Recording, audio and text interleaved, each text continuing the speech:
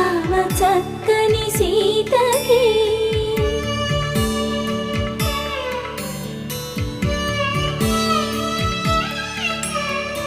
ఎర్ర జాబిలి చేయి రాముడేడని అడుగుతుంటే చూడలేదని పెదవి చెప్పే చెప్పలేమని కనులు చెప్పే నల్ల పూసైన